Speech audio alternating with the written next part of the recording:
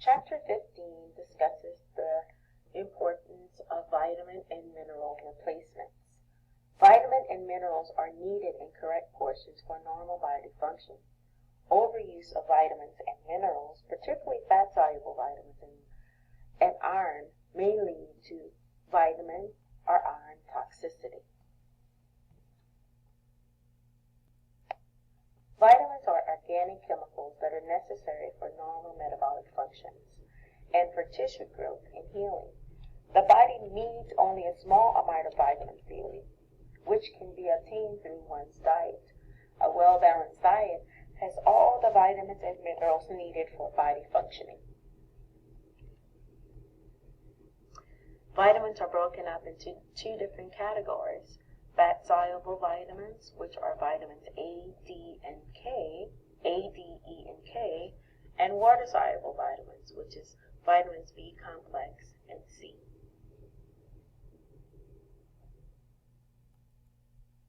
To increase our vocabulary, it's important to understand what adequate intake is, the amount determined to be sufficient in the absence of scientific information. The adequate intake is based on data about the levels of vitamin intake that seem to maintain a healthy status. If we're to think of estimated average requirement as the amount thought to provide a sufficient intake in 1/2 of healthy persons in a defined group.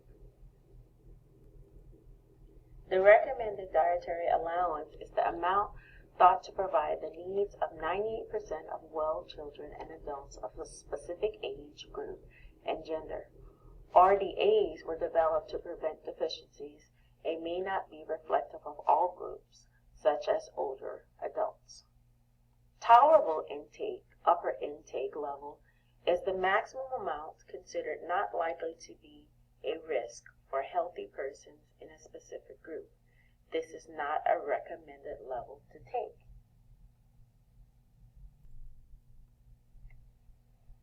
Vitamin deficiencies can cause cellular and organ dysfunctions that may result in slow recovery from illness. Vitamin supplements are necessary for the vitamin deficiencies, but vitamins are frequently taken prophylactically rather than therapeutically. For populations in need of increased vitamin usage, those with rapid body growth, pregnant or breastfeeding, those who have inadequate diets, malabsorption issues, and have a debilitating illness. Vitamin A is essential for bone growth and the maintenance of epithelial tissues, skin, eyes, and hair. It has been used for the treatment of skin disorders, such as acne. However, excess doses can be toxic. During pregnancy, excessive amounts of vitamin A might have a tetragenic effect on the fetus.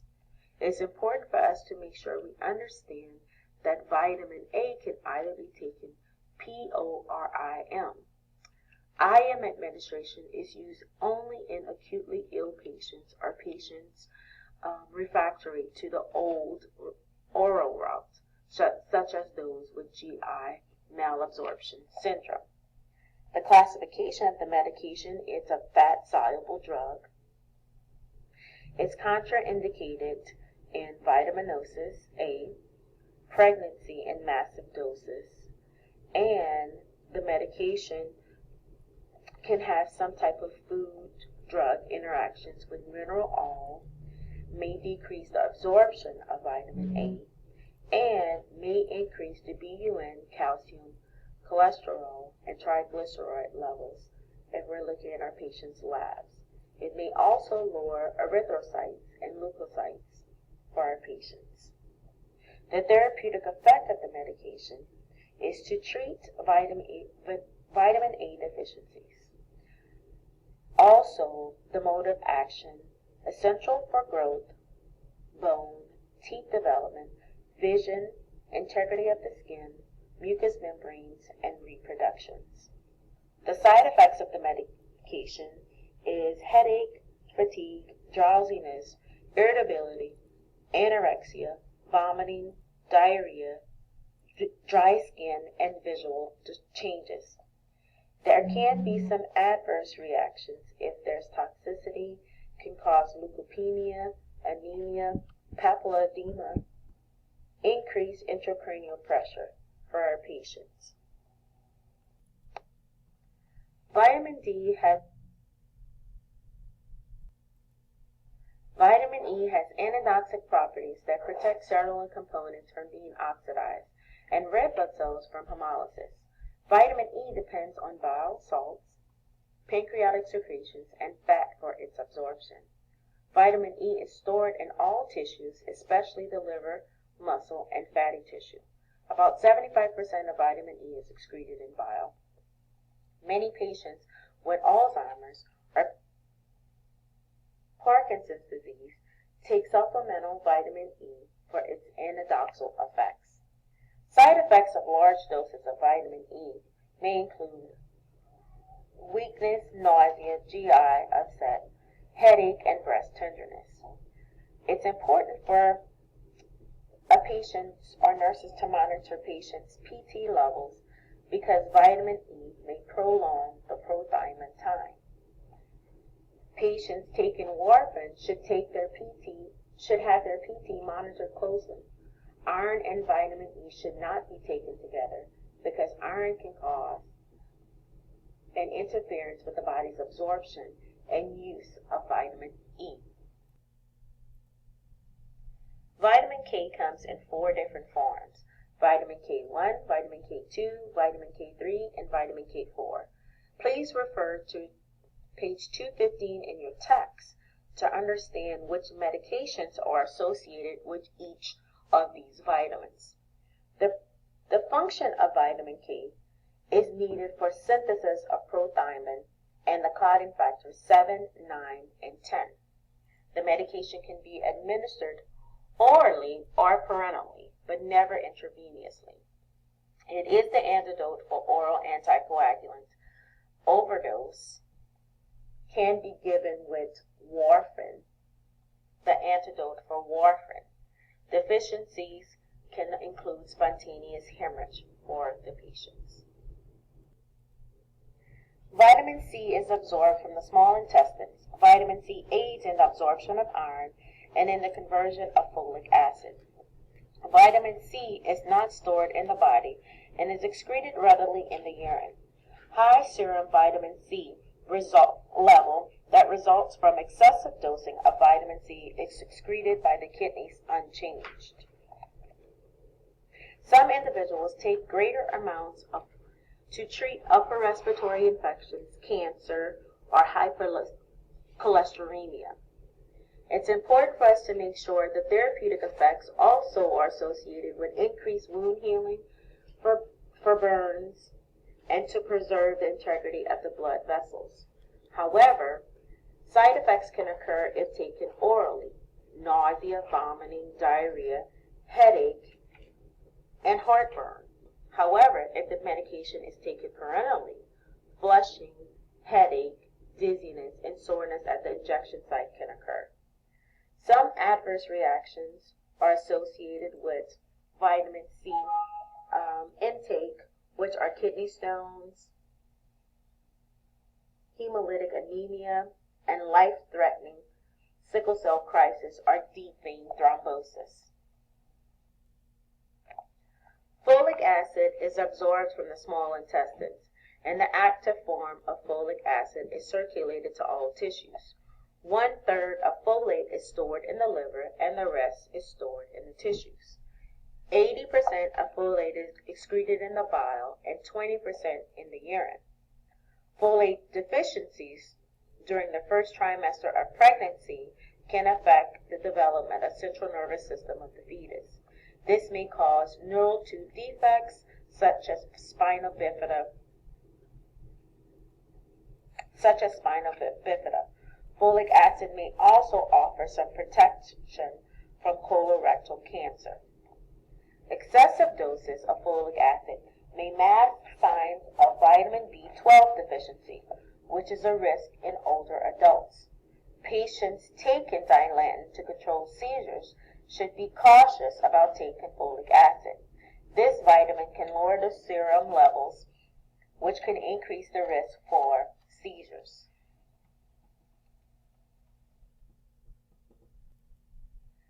Vitamin B12, like folic acid, is essential for DNA synthesis. Vitamin B12 aids in the conversion of folic acid to its active form. With active folic acid, vitamin B12 promotes cellular division. It is also needed for normal hematopoiesis and to maintain nervous system integrity, especially the myelin. Vitamin B12 deficiency is uncommon unless there is disruption in the intrinsic factor and intestinal absorption. Pernicious anemia is the major cause of B12 deficiency, a lack of the intrinsic factor. Vitamin B12 deficiency can also develop in strict vegetarians who do not consume meat, fish, and dairy products. Other possible causes of vitamin B12 deficiency include malabsorption syndrome, gastrectomy, Crohn's disease, and liver and kidney disease. To correct vitamin B12 deficiency, IM medications are given for severe deficiencies. It cannot be given IV because of the possible hypersensitivity reactions. It is also given as a sub-Q injection.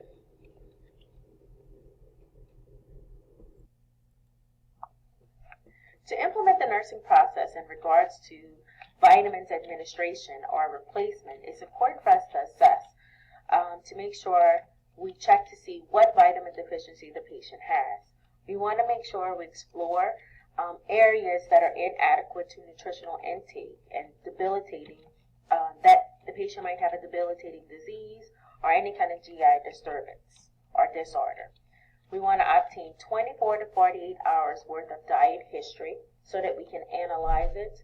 And if developing or trying to configure nursing diagnosis, imbalanced nutrition would be considered. Deficient knowledge deficit would be considered. Readiness for enhanced decision making would also be considered. We want to make sure that we plan appropriately. The patient will eat a well-balanced diet and make sure that the vitamin deficiencies will be corrected with supplementation. We also want to make sure we demonstrate, or the patient demonstrates, knowledge of food sources that are rich in whatever vitamins deficiency the patient exhibits. We also want to take into consideration when applying nursing interventions that we administer the vitamins with food to promote absorption. We also want to make sure that we store the drug in a light-resistant container. We use supplied, calibrated droppers to accurately dose the patient's medications. And we also administer IM properly for patients, PO medications, and recognize the need for vitamin E supplements for infants receiving vitamin A to avoid any risk for any hemolytic anemia. We want to monitor all patients that are taking vitamin A and want to make sure that their therapeutic levels remain between 80 to 300 international units per milliliter.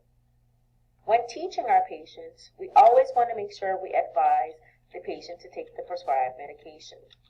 Read the labels. Make sure that they consult with their physician if they're taking any over-the-counter drug. Discourage the patient to take in mega vitamins over a long period of time. And also inform the patient that missing vitamins for 1 to 2 days is not a cause for concern, but deficiencies do not occur for some time. You always want to make sure you advise the patient to check for expiration dates. Counsel the patients to avoid taking minerals with vitamin A on a regular basis. And you always want to make sure that if they take the mineral oil, it is at bedtime. Explain to patients that there is no scientific evidence that megadoses of vitamin D will cure a cold. Alert patients not to take megadoses of vitamin C, aspirin, sulfonamides, because of the crystallizations that can occur and cause the patients to start to develop any kind of kidney problems, kidney stones, and can form inside the urine and inside the kidneys. We also want to alert the patient to avoid excessive alcoholic beverages because it definitely can cause vitamin B deficiencies. And we want to make sure we look at their diet, make sure they have a well-balanced diet. Side effects that can occur with our patients, we want to make sure that we are encouraging them or informing them about nausea, vomiting, headache loss, hair loss, cracked lips should be reported to their physician immediately.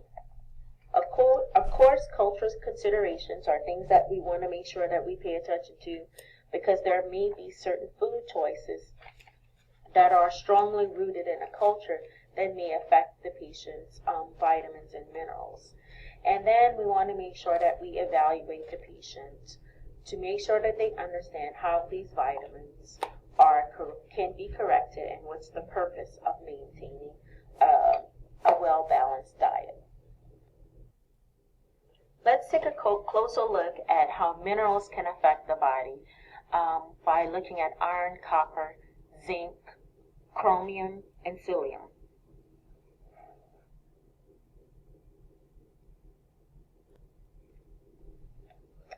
Iron is very important for hemoglobin regeneration. 60% of iron in our body is found from hemoglobin. It's very important, especially during pregnancy, to have an increased amount of iron in the body. However, it's contraindicated in the first trimester of pregnancy for mega doses of iron to be ingested because of the increased potential or possibility of birth defects for the fetus. So larger doses of iron is required during the second and third trimesters of pregnancy.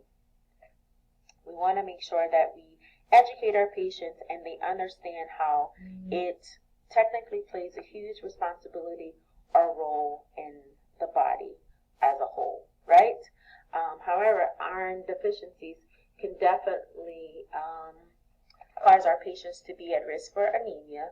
It is taken orally, but it can definitely also be taken IV as well. Iron can cause toxicity and have adverse reactions, causing the patients to go into hemorrhagic shock and cause some problems with absorption of other medications. So it's very important to take iron with care. Copper is needed for the function of red blood cells and connective tissue. It is a cofactor for many enzymes, and its function is in the production of the neurotransmitters, norepinephrine and dopamine. Excess serum copper levels may be associated with Wilson's disease, which is an inborn error of metabolism that allows for large amounts of copper to accumulate in the liver, brain, and cornea, or the kidneys. A prolonged copper deficiency may result in anemia, which is not corrected by taking iron supplements.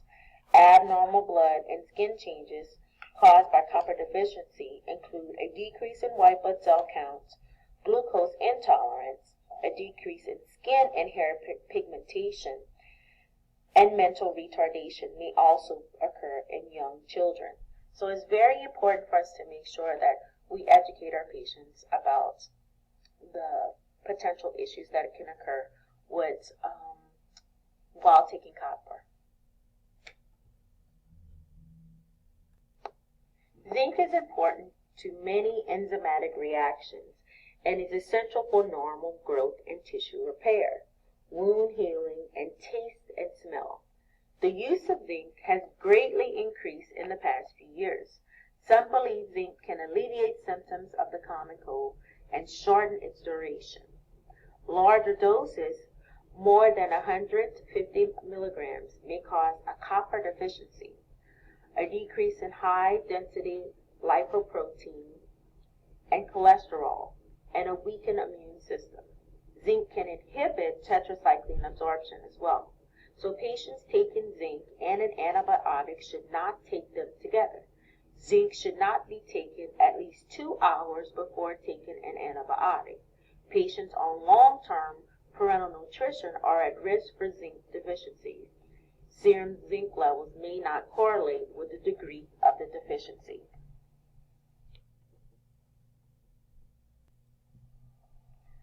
Chromium is said to be helpful in the control of type 2 diabetes. It is thought that this mineral helps to normalize blood glucose by increasing the effects of insulin on the cells. If a patient is taking large doses of chromium and an oral hypoglycemic agent or insulin, the glucose level should be monitored very closely for hypoglycemic reactions. The dose for oral hypoglycemic drug or insulin may need to be decreased. Some patients with an impaired glucose tolerance or patients who do not have diabetes may benefit by taking chromium. In addition, chromium claims to promote weight loss and muscle building. Multivitamin and mineral preparations contain chloride salt of chromium.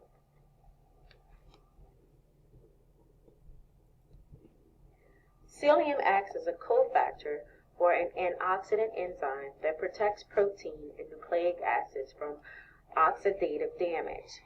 Psyllium works with vitamin E. It is thought that psyllium has an anti-carcinogenic effect. The doses lower than 200 micrograms may reduce the risk of lung, prostate, and colorectal cancer. So this is very common or should be informed to our patients and can be found in liver, seafood, eggs, dairy products. Excessive doses may lead to weakness, hair loss, dermatitis, nausea, diarrhea, abdominal pain, and a garlicky-like odor from the skin and the breath.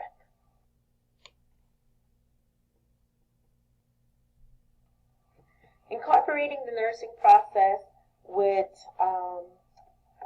minerals, especially when we're thinking of assessment. Again, thorough drug history is very important because we need to make sure we understand what drugs the patient are taking, what herbs the patient's taking, if there's any history of the patient having anemia or any other health problems, what the signs and symptoms are present, and assess the patient's laboratory functions.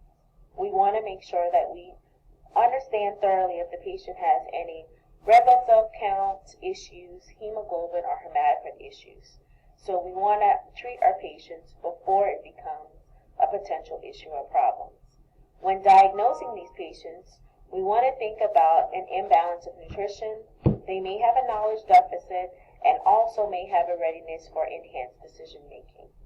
When planning, you always want to make sure that the patient can name 6 foods containing of whatever the mineral deficiency is that they may present with. We always want to make sure the patient consumes the foods that they are deficient in, and they maintain a well-balanced diet, and their laboratory results are reflective of it. We also want to make sure in the intervention phases, again, well-balanced diet, we store all of these vitamins and minerals in a light resistance container.